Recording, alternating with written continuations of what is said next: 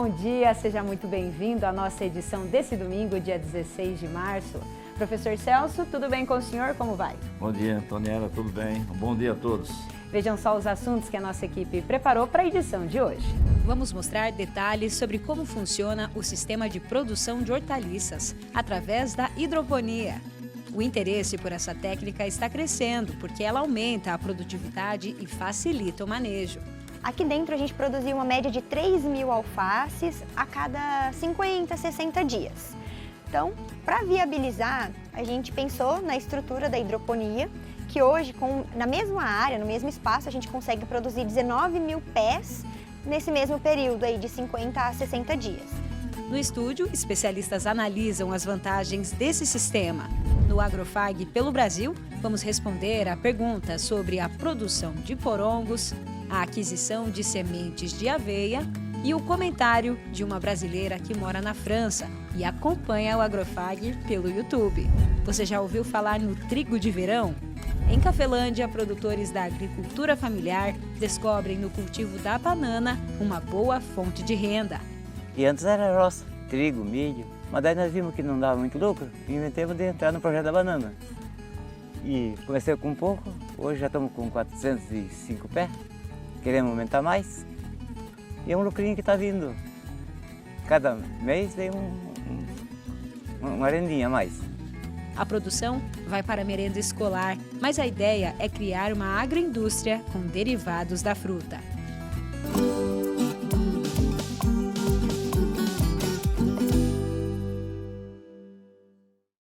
A gente começa o programa mostrando o trabalho que está sendo realizado em Cafelândia e que envolve um grupo de pequenos produtores rurais. O projeto é desenvolvido em conjunto pelo IDR Paraná e a Caficulper, a cooperativa de agricultura familiar do município, e tem como foco o cultivo de bananas.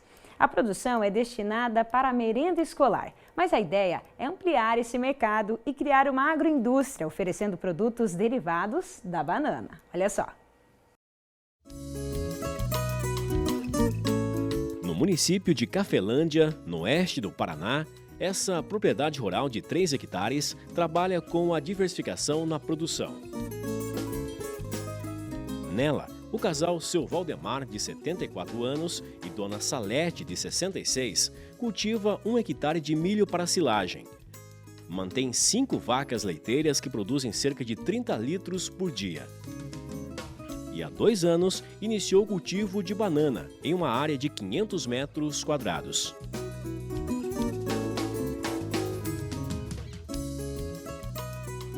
Atualmente, a produção da fruta já alcançou cerca de 60 a 75 quilos por semana. 80% da variedade é a caturra, uma das mais populares do Brasil. O restante é a prata. Na banana faz uns 2 anos. E antes era roça, trigo, milho, mas daí nós vimos que não dava muito lucro e inventamos de entrar no projeto da banana. E comecei com pouco, hoje já estamos com 405 pés, queremos aumentar mais. E é um lucrinho que está vindo. Cada mês vem uma rendinha a mais. Então antes não produzia quase nada, agora está produzindo, já começou a produzir e a tendência é aumentar mais a renda. Estamos contentes até. A decisão de apostar na banana veio de Dona Salete, que já participava de reuniões e feiras da Caficulper, a cooperativa local de agricultores familiares da cidade.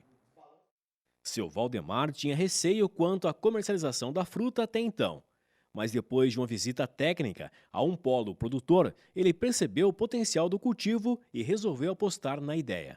Participar bastante da feira, porque eu sou a sócia da cooperativa, sócio fundador, e daí eu sempre participava das reuniões, daí eu falava para ele para nós plantar as bananas, mas daí ele tinha muito medo de comercialização da banana, quem que ia fazer essa comercialização, né? Daí a Ivonete sugeriu um passeio para nós e para Novo Itacolumi, para nós conhecer lá como que eram os projetos, como é que eram os bananais, tudo lá. Daí nós fomos. Daí ele viu, daí ele se interessou pelo plantio, né? Então faz 2 anos que nós estamos nessa atividade aqui, né? Faz um ano e pouquinho que começou a produzir, né? Que até começar demora, né? Aí seguimos a orientação do técnico, do Luizão, né? E estamos indo, estamos colhendo. Dá 4, 5 caixas de banana por semana, né? A gente consegue colher já. E estamos entregando tudo para a cooperativa ali da feira, né? Para garantir a melhor produtividade na cultura da banana, é fundamental seguir algumas recomendações, especialmente na hora do plantio. Aqui, o produtor utilizou um espaçamento de 2 metros de uma planta para outra. Essa técnica ajuda a evitar a competição por recursos como água e nutrientes, favorece a circulação de ar e facilita o manejo. O engenheiro agrônomo Luiz Retcheski, do IDR, foi quem orientou o casal desde o início do plantio, fazendo todo o planejamento necessário para a produção de banana. E quando eu vim fazer a primeira visita aqui, a gente percebeu que, assim como a maioria dos produtores, eles tinham um pedaço pequeno, uma área marginal para começar a produção de banana. Óbvio, isso não é impedimento, a gente sabe do potencial da cultura na região e do potencial que os produtores também têm. Então a gente começou com uma área pequena, foram 100 plantas, né, em torno de 500 metros quadrados, e isso foi se ampliando, se ampliando, se ampliando. Hoje eles já estão com 2.000 metros quadrados plantados e também pretendem ampliar a produção, avançando para a área de lavoura, entendeu? Substituindo a lavoura pela fruticultura, porque eles viram que tem o retorno financeiro, tem o retorno econômico, é uma cultura fácil de cuidar, fácil de aprender e prazerosa de mexer. Você vê a planta desde pequenininha crescer, produzir um cacho grande e ver o teu produto vendendo no mercado, não tem nada que pague isso.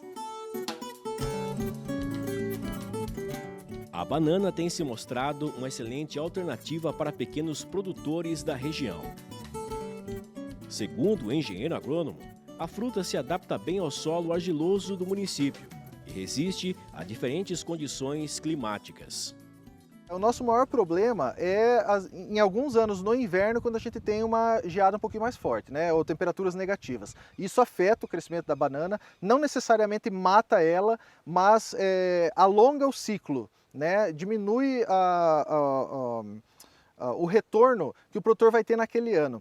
Mas não chega a ser, não chega a ponto de inviabilizar economicamente a exploração da cultura. O interessante é que existem métodos que a gente utiliza para driblar essa desvantagem que a banana tem em relação à geada. Então a gente normalmente orienta o produtor a fazer irrigação logo antes do frio para ajudar a planta a se recuperar da geada, fazer aplicação de alguns produtos para inibir a formação de gelo na folha, assim a folha não vai queimar, ela vai continuar fazendo fotossíntese.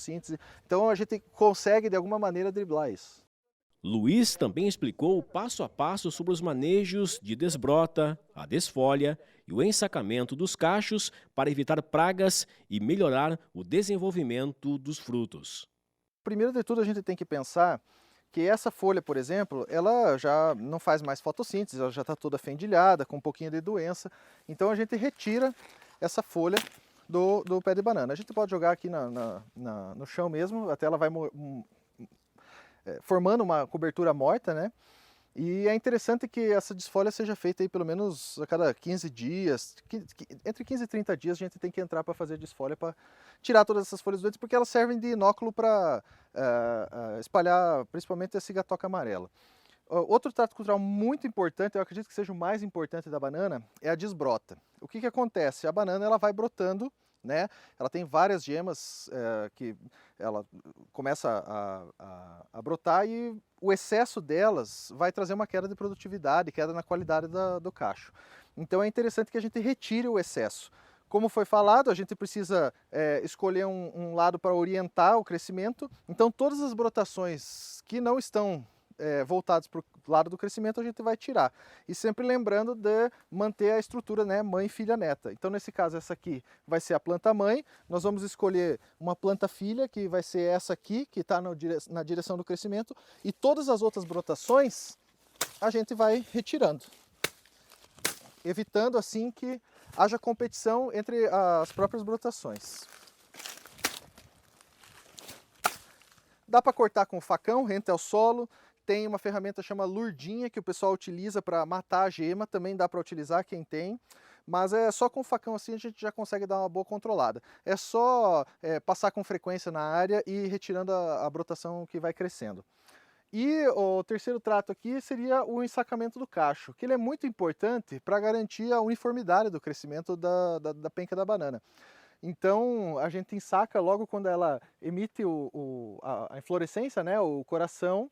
A gente faz o ensacamento dela, ela vai criar um microclima aqui dentro favorável ao desenvolvimento da banana. Normalmente esses sacos eles já vêm com um repelente ou algum inseticida impregnado nele, então ataque de pragas, principalmente trips, cochonilha, a gente não vai ter aqui. O sucesso da produção de banana não se limita à propriedade de seu Valdemar e Dona Salete. Desde 2023, 15 agricultores do município participam do projeto voltado à produção da fruta. O objetivo é atender a demanda da merenda escolar, que precisa de 6.000 quilos de banana por semana. Hoje, a área total de cultivo, somando todos os produtores, é de 4 hectares, em torno de 8.000 plantas, com potencial produtivo de atingir até 10.000 quilos por mês. A Café-Cooper é quem organiza a comercialização. A diretora responsável é a dona Ivonete Maté. Ela conta que, para garantir a qualidade do produto, a cooperativa construiu um espaço com câmaras de maturação. E nós verificamos que seria importante nós termos um barracão aqui, onde a gente conseguisse trazer essa produção, né, armazenar e também fazer a maturação dessas bananas para ter um padrão. E aí foram feitos estudos junto com os produtores, quem gostariam de fazer parte desse aí, fomos fazer visitas técnicas. Além disso, os produtores discutem criar uma agroindústria para o melhor aproveitamento da produção. Nós já estamos fazendo alguns estudos dessas viabilidades, de como organizar isso tudo, porque necessita, né, toda de uma documentação, de uma certa parte técnica para fazer isso. Então é tudo muito devagar, porque a cooperativa ainda é pequena, então a gente vai fazendo passo a passo. Seu Milton é outro agricultor que está fazendo parte do projeto e acredita que ele está contribuindo com a qualidade da produção no município, além de trazer uma renda a mais para as famílias. É uma coisa muito importante para o produtor e para a comunidade também, né? Que tu não traz de fora, né? Produz aqui, dá emprego, o pessoal melhora a renda do produtor e sempre buscando um produto de qualidade, né?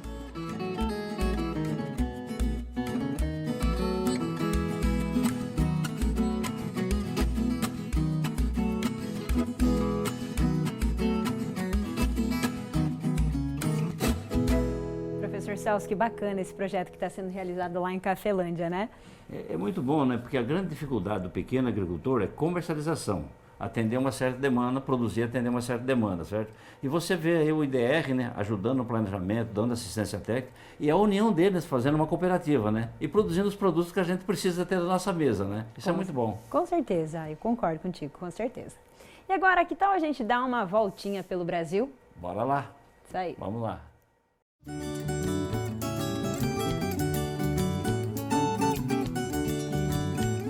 Essa semana nós publicamos um vídeo nas redes sociais mostrando como é produzida uma cuia de chimarrão, que tem como base na fabricação um fruto chamado porongo.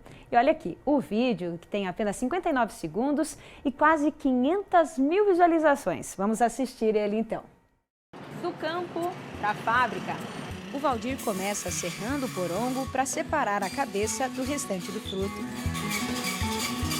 Em seguida, a cuia que está se formando é lavada e com o escovão de aço, toda a camada superficial vai sendo retirada. O próximo equipamento é um furador, que abre o porongo e já faz a limpeza interna.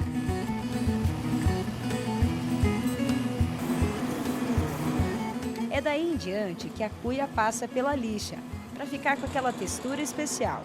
E é com a cera do polidor que o brilho ressalta.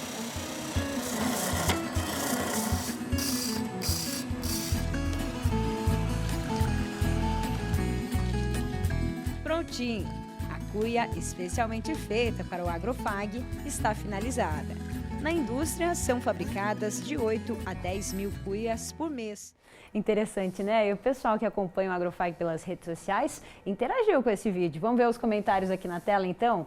Olha só, a gente começa destacando aqui o comentário do Lúcio. Já usei muito, mas era para levar água para a roça. Melhor térmico que já vi. Igual o senhor. Só que nós tínhamos uma tática, né? A gente abria um buraco na terra, colocava ela até o gargalinho, né? Para ficar mais geladinha a água, né? Ficava fresquinha daí. Exatamente, ficava, excelente. Olha só, que legal, né? O porongo utilizado como térmico também. Que bacana. E o Paulo Sérgio, olha aqui, comentou também. No Piauí é chamado de cabaça. A gente também recebeu perguntas. Olha, a Fátima dizendo, o que eles fazem com a outra parte que é retirada? E também o Hélio quer saber, preciso de sementes desse porongo. Então, respondendo às perguntas dos amigos do Agrofag, segundo o pessoal lá da fábrica de cuias, a parte que sobra dos porongos é utilizada como ninho de passarinho, instrumentos de capoeira e artesanato em geral. E para quem ficou interessado em produzir porongos, eles também informam que eles mesmos vendem as sementes desse fruto. O telefone para contato é o 45998475062. O Luiz viu a reportagem que publicamos sobre a aveia suprema do IDR Paraná. E olha só aqui na tela. Ele quer saber como adquirir essa variedade, então, de aveia, né?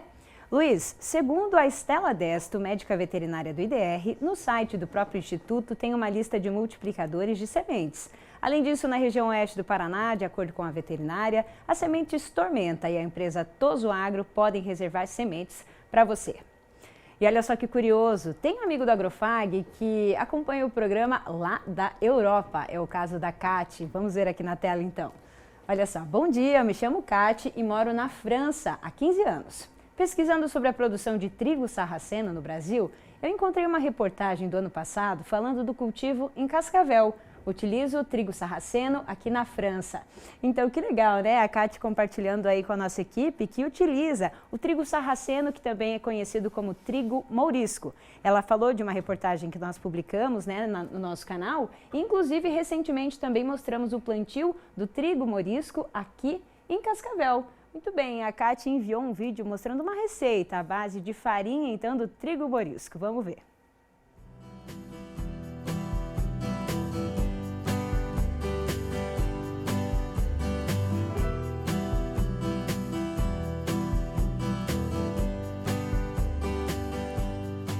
Que legal, né? Valeu, Kati. Continue com a gente acompanhando o nosso trabalho lá no YouTube. E um recado para você que quer participar do Agrofag, esclarecendo dúvidas, enviando fotos e vídeos, compartilhando informações e novidades aí da sua região ou sugerindo assuntos que podemos tratar aqui, entre em contato pelo WhatsApp, é no 4533213970. Estamos em todas as redes sociais, lá no Instagram, TikTok, YouTube e também no Facebook. Participe com a gente. Você já ouviu falar no trigo de verão? É isso mesmo, uma variedade do cereal que é resistente a altas temperaturas. No Show Rural Copavel, nós conversamos com o engenheiro agrônomo da empresa que reservou uma parcela do seu estande para demonstrar esse tipo de cultivo. Sempre que a gente vem até o Show Rural e todo o público sente também, as temperaturas são sempre bem elevadas, afinal a gente está no pico do verão aí, né? E agora está exatamente 30 graus aqui no Parque Tecnológico da Copavel. Eu quero chamar a atenção para uma cultura que está aqui atrás da gente, que é o trigo, e que em condições normais de produção é uma cultura de inverno. E quem está aqui para falar com a gente sobre esse assunto é o Maicon Matana, gerente comercial da OR Sementes, e vai explicar. Tem trigo no verão, mas é realmente um demonstrativo, né, da força dessa cultivar aqui. Seja bem-vindo, Maicon.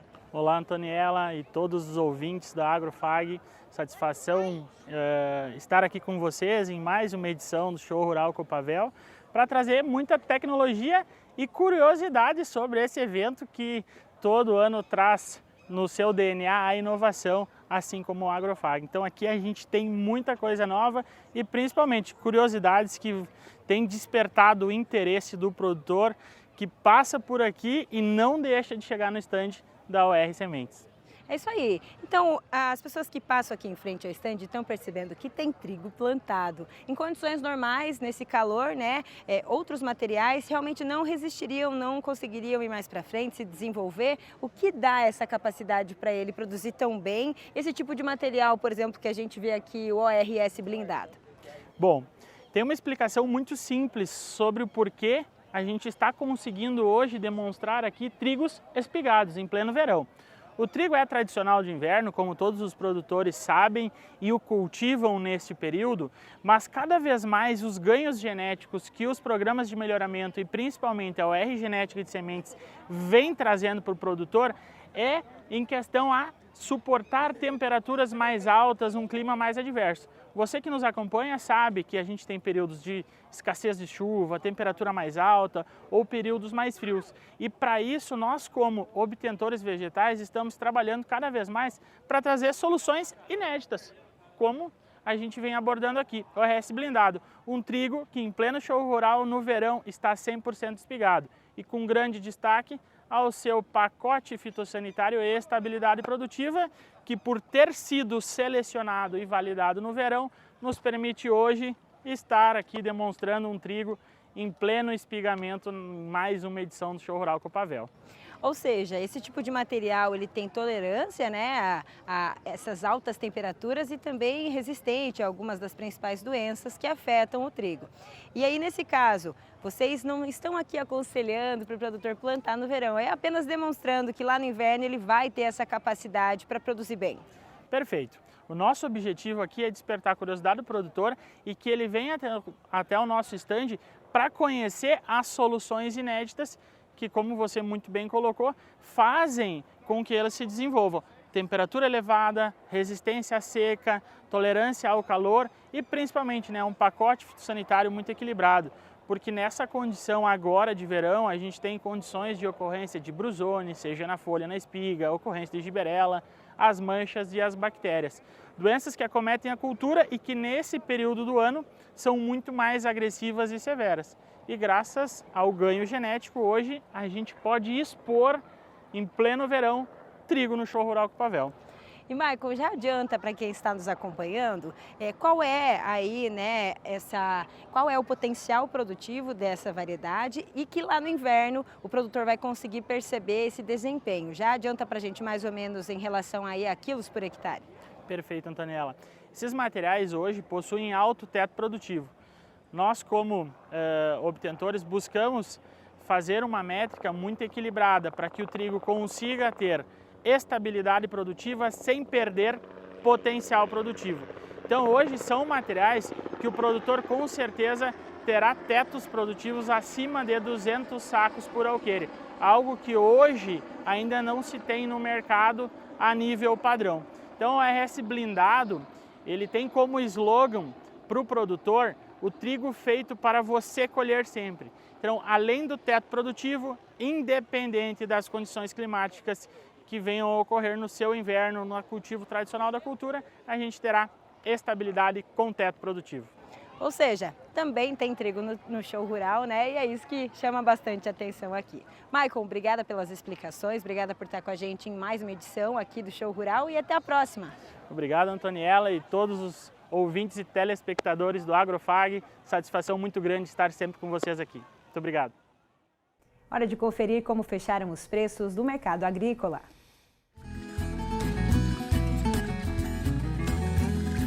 Em Cascavel, a saca da soja fechou a semana em R$ 119,00, a saca do milho, R$ 69,00 e a saca do trigo, R$ 78,00. Depois do intervalo, vamos mostrar os detalhes sobre como funciona o sistema de produção de hortaliças, através da hidroponia. Especialistas falam das vantagens dessa técnica que aumenta a produtividade e facilita o manejo. É já já.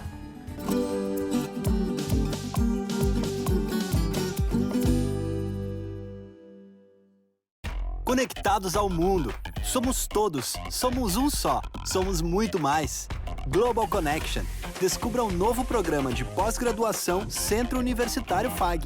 Acesse o site e conheça os cursos disponíveis. Conexões internacionais e experiências transformadoras. fag.edu.br/pós. Inscrições pelo fone 4533213964. Pós-graduação Centro FAG. Global Connection. Realize. Colégio FAG Bilíngue. Somos uma escola sedimentada em valores familiares, focada na excelência da qualidade no ensino. Surpreenda-se com nossa estrutura padrão internacional. 120 laboratórios de ensino de última geração, hortas, fazenda, trilha ecológica, 8 parques externos e 2 internos, centro multiesportivo, auditórios e muito mais. Agende sua visita. Estamos prontos para receber você e sua família. Colégio FAG Bilíngue. A universidade começa aqui.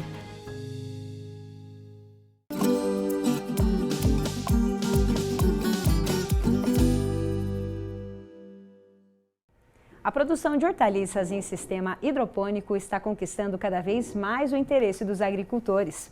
Os motivos são simples: o aumento da produtividade em uma mesma área e um manejo mais simplificado, não tão desgastante quanto nos canteiros convencionais. Esse é o assunto de hoje aqui no estúdio do Agrofag. Mas primeiro, vamos conferir a reportagem. Olha só. A horticultura é uma das atividades mais tradicionais na Fazenda Escola do Centro FAG. Bem na entrada, a horta chama muito a atenção.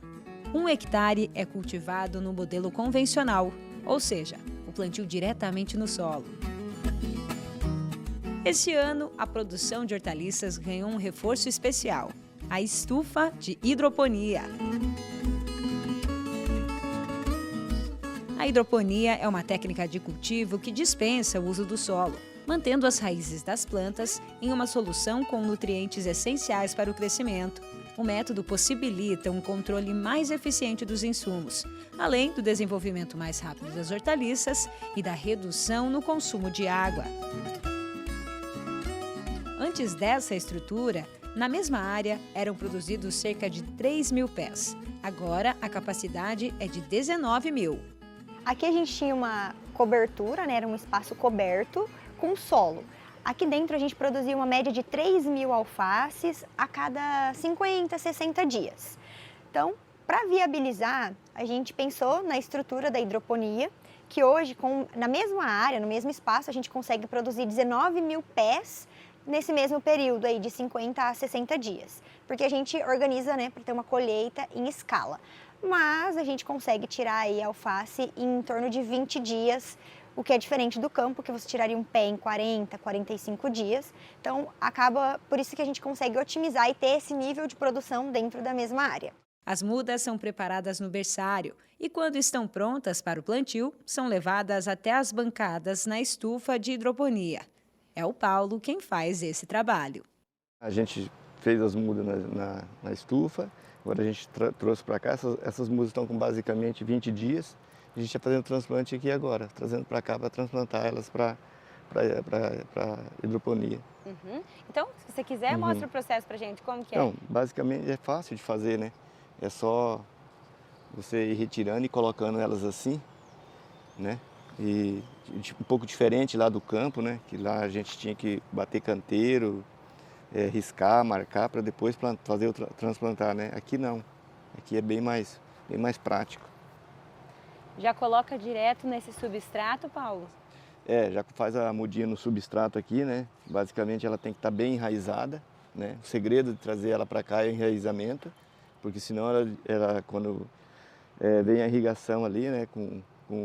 Com adubação, ela desmancha, né? E a mudinha vai para dentro. Então, basicamente o segredo de transplantar a muda para cá é trazer com enraizamento. Quanto mais enraizamento, melhor. Quantas mudas mais ou menos vocês fazem assim esse transplante na semana? Basicamente aí 1.000 mudas, 1.500 mudas, né? E conforme a gente vai tirando a demanda, quando vai surgindo a demanda a gente vai fazendo. Entendeu? Essa que você está fazendo agora, alface roxa? É uma friso roxa. Essa daqui é uma friso roxa, uma variedade, né? Mas a gente tem várias aqui, 10 tipos de cultivares de alface que a gente faz o plantio aqui.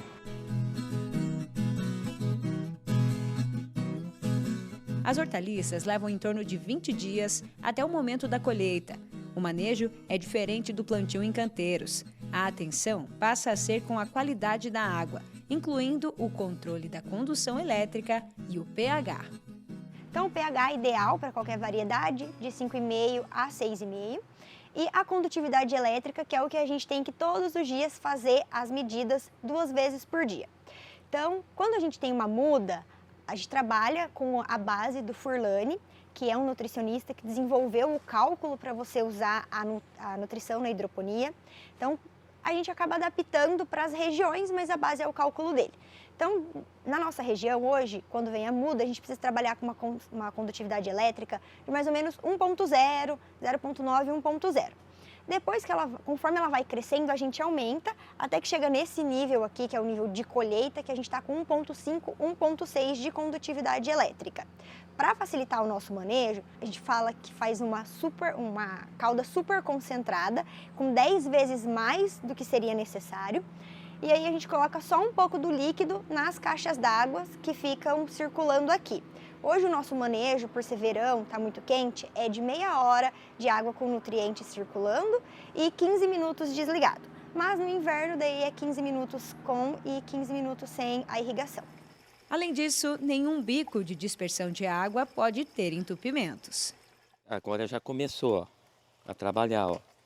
Ó, tá vendo? Aqui tá toda essa seção já trabalhando, ó.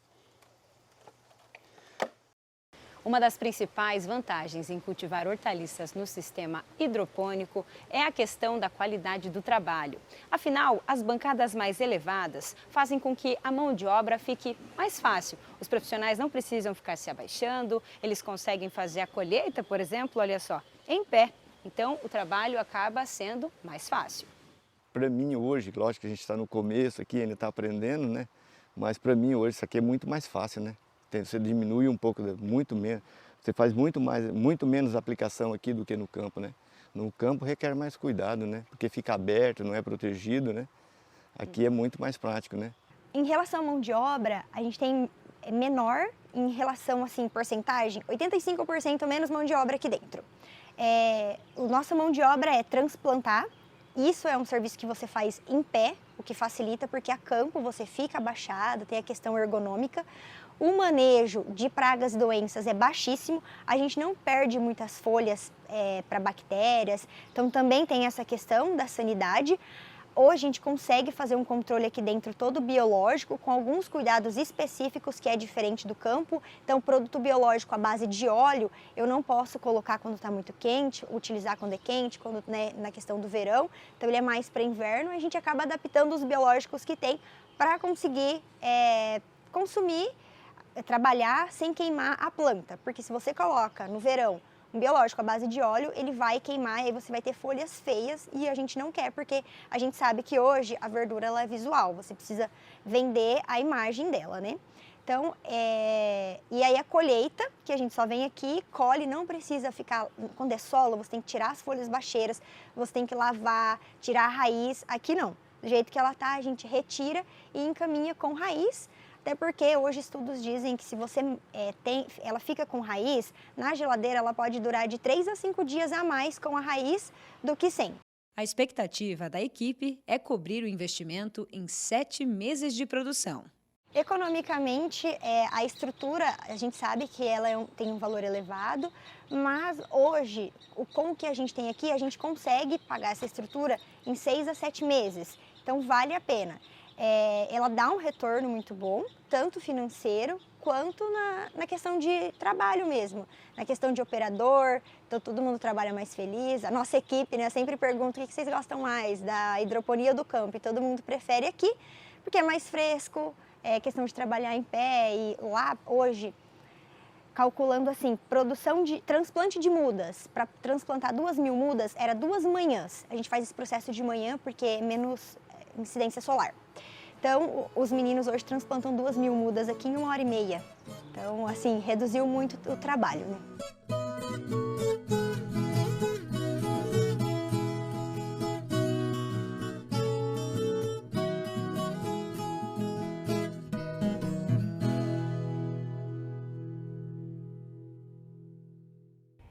E o bate-papo sobre hidroponia continua aqui no estúdio. E a gente recebe hoje aqui a Thaisa Capato, professora do curso de agronomia. Seja muito bem-vinda, Thaisa. Obrigada pelo convite. Quem está aqui com a gente também é Ivan Marreiros, extensionista do IDR Paraná. Seja bem-vindo mais uma vez, Marreiros. Muito obrigado, uma honra estar aqui. Que bom.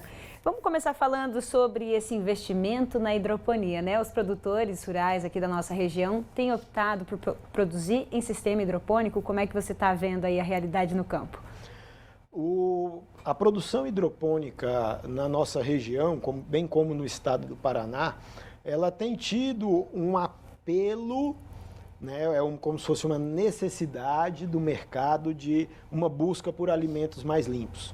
Temos a produção orgânica e temos a produção hidropônica, que embora na essência não seja obrigatoriamente orgânica, mas é muito mais limpa e isenta de agrotóxicos, por conta dos cuidados no sistema de produção. Então, sim, a procura tem sido bem interessante por conta de as pessoas estarem mais conscientes de que é necessário aperfeiçoar os sistemas de produção e a qualidade do alimento. Uhum. E diretamente esse fator está ligado ao controle maior que você tem nessa estufa, né, Thaisa? Isso, no cultivo hidropônico é possível controlar todos os fatores que estão interferindo, né, na produção. Então, as culturas são protegidas, são cultivadas em um ambiente protegido, né, que é uma casa de vegetação, e são fornecidos por meio da solução nutritiva todos os nutrientes necessários para o crescimento dessa planta, né, junto com a água.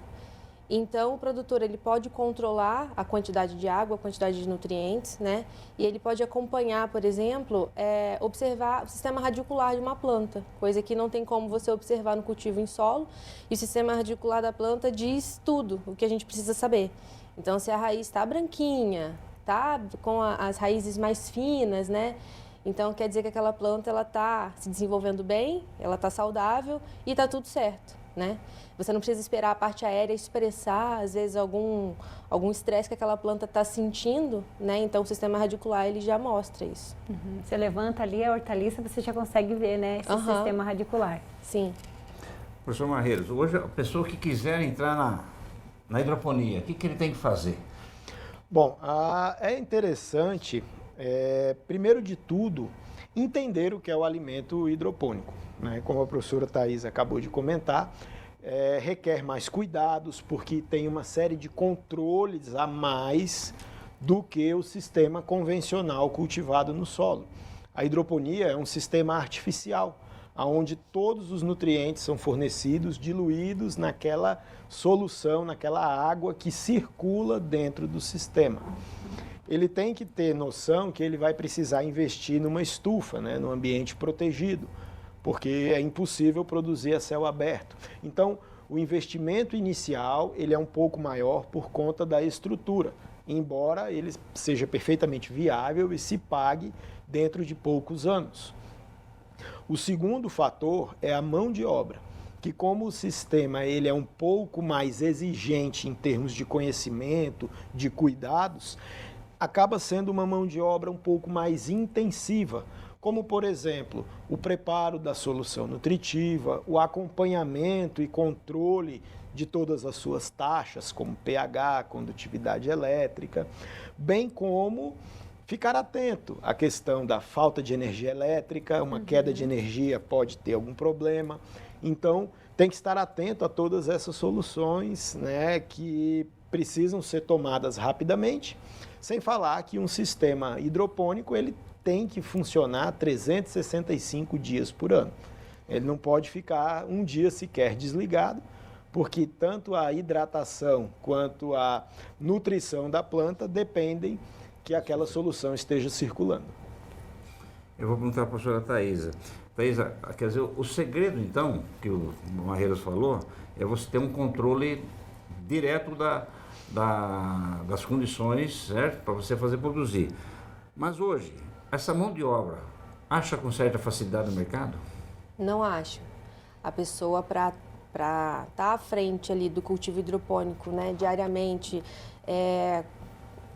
corrigindo a solução nutritiva em relação a pH, condutividade, é uma pessoa que, primeiro, ela tem que entender, né, que parâmetros são esses, o que é um pH, o que é uma condutividade elétrica da solução, o que é aquele equipamento, né, eu vou lá e meço com o pHmetro, o que ele está me dizendo, né, se um pH está mais ácido, eu tenho que adicionar uma solução mais básica, se o pH está mais básico, eu tenho que adicionar uma solução mais ácida, e o que isso vai interferir na disponibilidade de nutrientes para a minha cultura. A condutividade elétrica, por exemplo, tem particularidades. Quando a gente está num momento, nas épocas mais quentes do ano, a condutividade elétrica ela pode ser uma solução com uma condutividade mais diluída, né? Uma condutividade mais baixa, porque a planta ela vai precisar de absorver muita água por conta da temperatura ambiente, né? Diferente das épocas mais frias, eu posso concentrar essa solução nutritiva, ou seja, ter uma condutividade elétrica mais elevada, porque a planta ela vai absorver menos água por conta das condições climáticas, né? E aí eu tenho que garantir que essa água que ela está absorvendo em menor quantidade, ela está indo nutriente junto para ela poder crescer. Eu vou aproveitar o tópico porque a gente conversava aqui, né, nos bastidores sobre a relação de condutividade elétrica com os nutrientes. Como é que você vai medir ali o que tem, qual é essa relação com a água ali, né? Explica pra gente. Sim.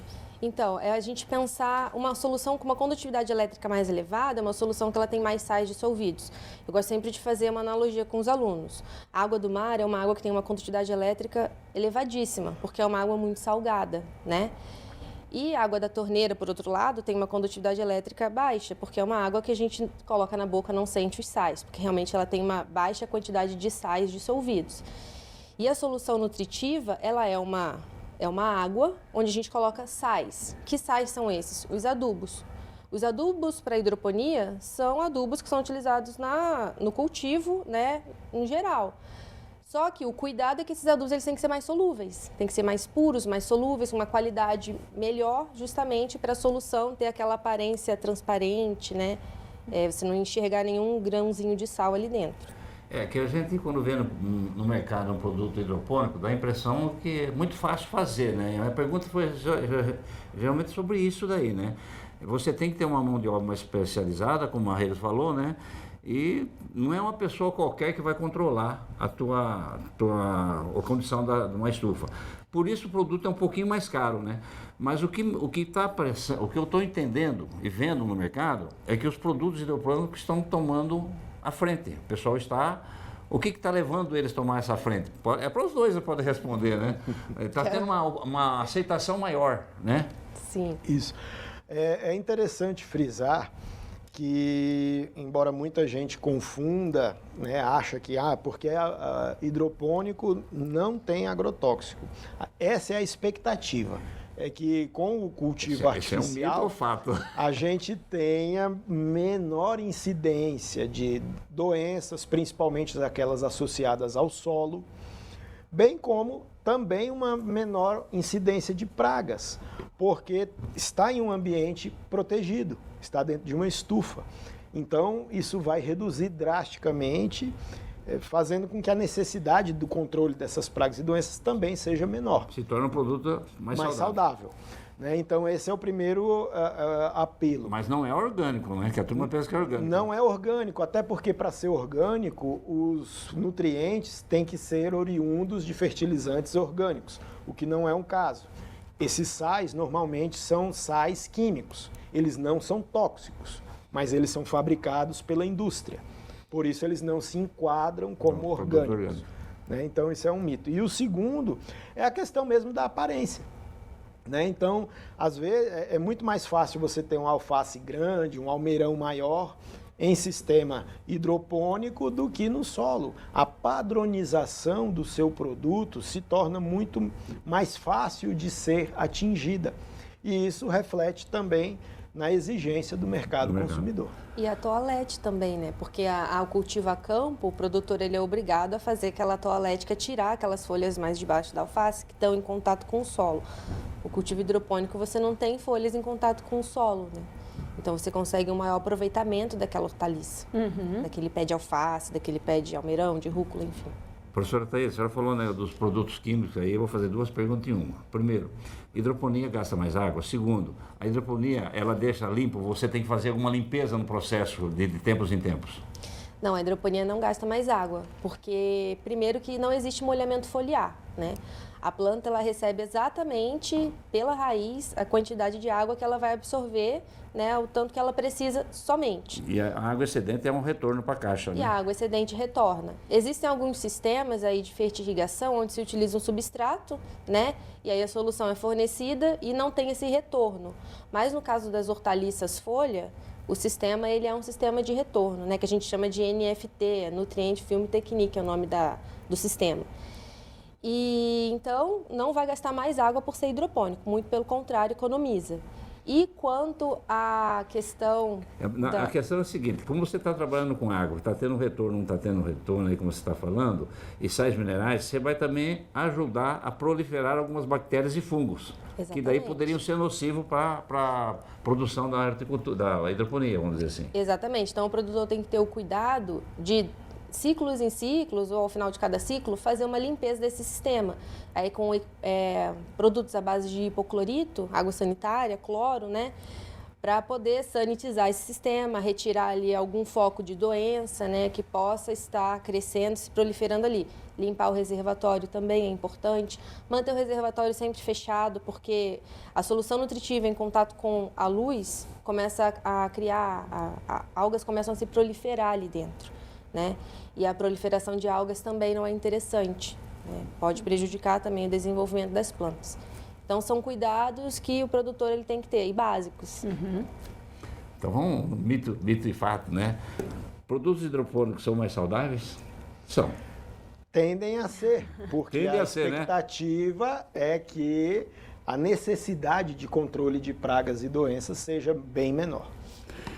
Hidroponia viável somente em pequenos espaços? Não, a hidroponia também é viável em grandes espaços, né? Mas é uma oportunidade, é um nicho de mercado de aproveitar pequenos espaços na propriedade, porque como é uma atividade que tem bastante valor agregado, uma área de 500, 700 metros quadrados já dá para sair um negócio, um agronegócio hidropônico.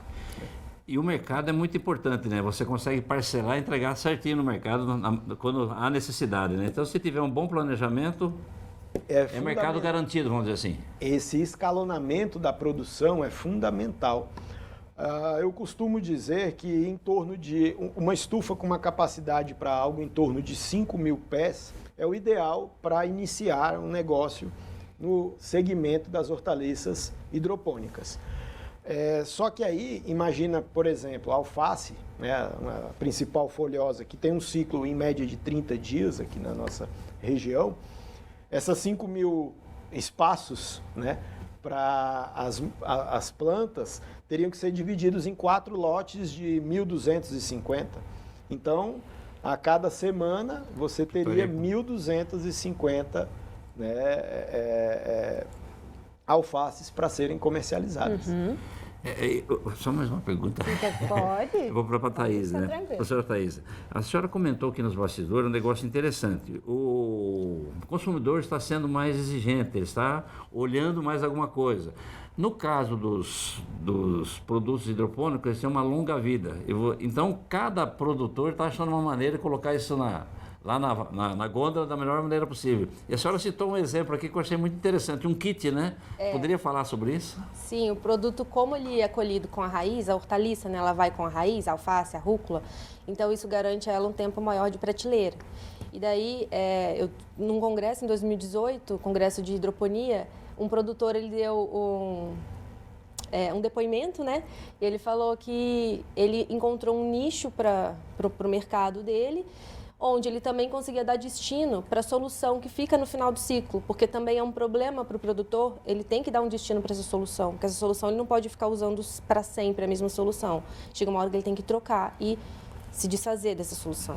Então, ele comercializava para alguns clientes que já eram fixos, caixas com hortaliças, onde ele colocava um pouco dessa solução de final de ciclo e as hortaliças em pé na caixa com a raiz em contato com essa solução. O que garantia, né, essas hortaliças um tempo maior ainda de prateleira, muito maior do que a que a gente compra no mercado, né?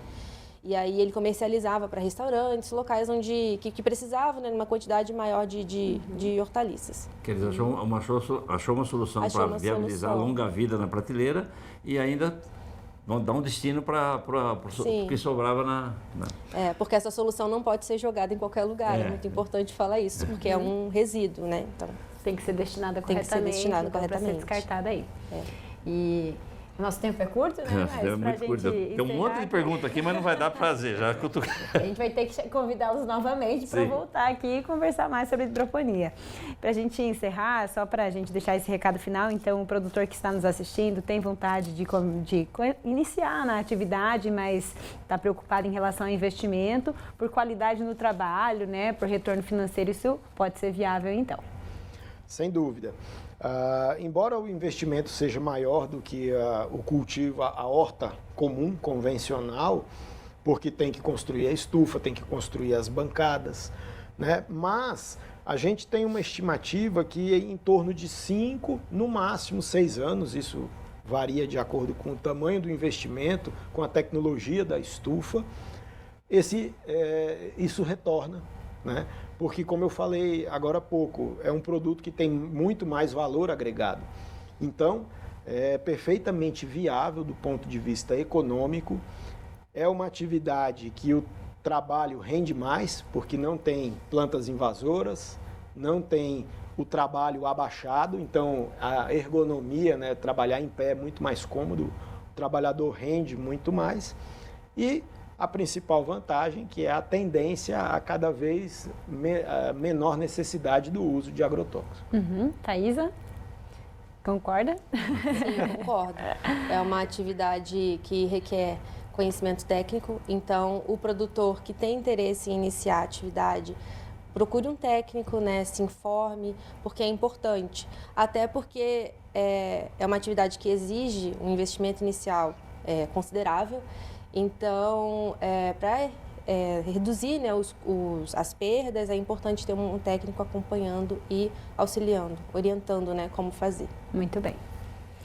Dado o recado, então, pessoal, obrigada pela participação aqui com a gente. Até uma próxima. Obrigada. Obrigado, até a próxima. Vamos acompanhar agora como fica a previsão do tempo para os próximos dias aqui na nossa região.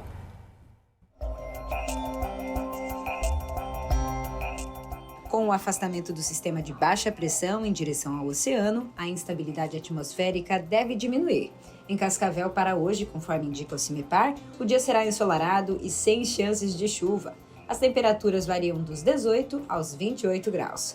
Segunda, a expectativa é de que ocorram leves pancadas de chuva ao longo do dia. A temperatura mínima é de 20 e a máxima 28 graus. Na terça, são as mesmas condições e a chuva se intensifica um pouco. Ainda assim, não há risco de temporais. Mínima de 19 e máxima de 27 graus. Para a quarta, o céu fica claro novamente e as temperaturas variam dos 19 aos 28. Em Guaíra, nesse domingo, o sol brilha forte sem muitas nuvens no céu. As temperaturas ficam entre 20 e 31 graus. Na segunda, o tempo fecha e as chances de chuva são de 96%. Chuva típica de verão, então continua calor. A mínima é de 23 e a máxima 30 graus. Na terça, a chuva segue e a variação é de 22 a 30 graus. Na quarta, o tempo abre e segue quente, mínima de 22 e máxima de 31. Em Foz do Iguaçu, a expectativa para o domingo é de bastante sol e céu aberto. Os termômetros ficam entre 19 e 30 graus. Na segunda, terá uma breve garoa e a temperatura fica entre 21 e 29 graus. Na terça, o tempo continua aberto e estável. Variação nas temperaturas será dos 22 aos 30 graus. Quarta, continua assim, com céu claro e tempo aberto. A mínima é de 20 e a máxima deve chegar a 31 graus.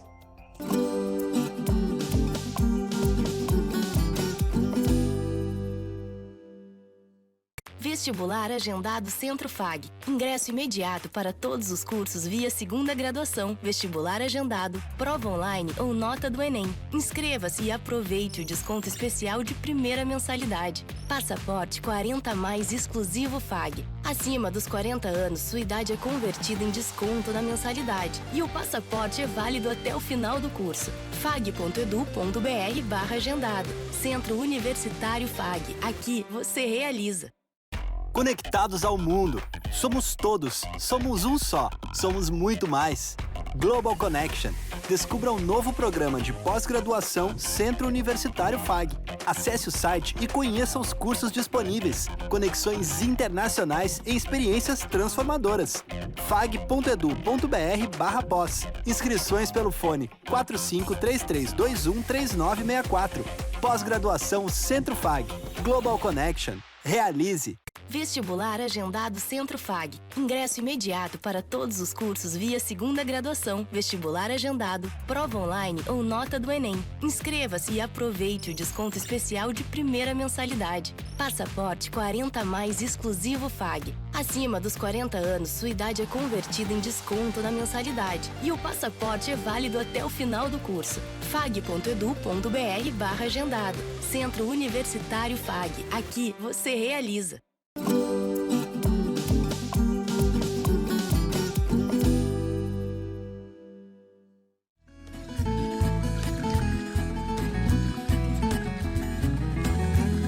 A arroba do boi gordo fechou a semana em R$ 312,10. O quilo do suíno, R$ 6,47 e o quilo do frango, R$ 4,19. Chegou a hora do quadro Redes Sociais e a gente começa mostrando uma foto de uma turma do Colégio FAG que foi até a fazenda, colocou a mão na massa, viu de perto como é que eram os processos ali, né, da produção de mudas.